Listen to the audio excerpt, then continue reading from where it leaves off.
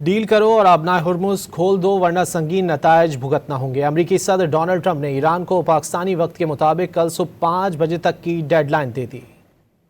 अमरीकी सदर Donald Trump की ईरान को नई धमकियां। डील ना होने की सूरत में ईरान के तमाम पावर प्लांट्स और इंफ्रास्ट्रक्चर तबाह करने की धमकी दे दी। प्रेस कॉन्फ्रेंस से खिताब करते हुए ट्रंप ने तेहरान को नई धमकियां दी। वार्निंग दी कि अगर डील ना हुई तो कल ईरान का कोई पावर प्लांट नहीं बचेगा। उन्हें ऐसे तबाह करेंगे कि दोबारा इस्तेमाल ना हो सकें और ये सब कुछ 4 घंटों में तबाह कर दिया जाएगा।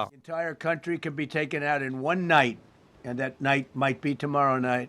We have a plan, because of the power of our military, where every bridge in Iran will be decimated by 12 o'clock tomorrow night, where every power plant in Iran will be out of business, burning, exploding, and never to be used again.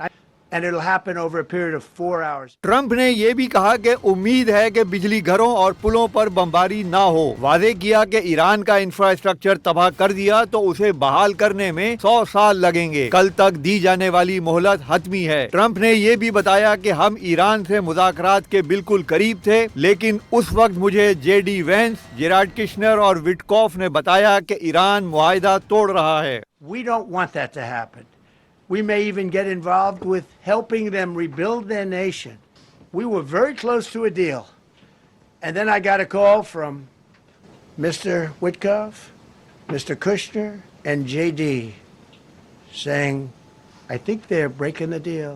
Trump ने Iran में फंसे अपने फौजी एहलकारों को निकालने के operation को भी तारीखी करार दिया। हालिया जंग में ईरान ट्रंप की तमाम धमकियों को मुसलसिल नजरअंदाज करता आया है।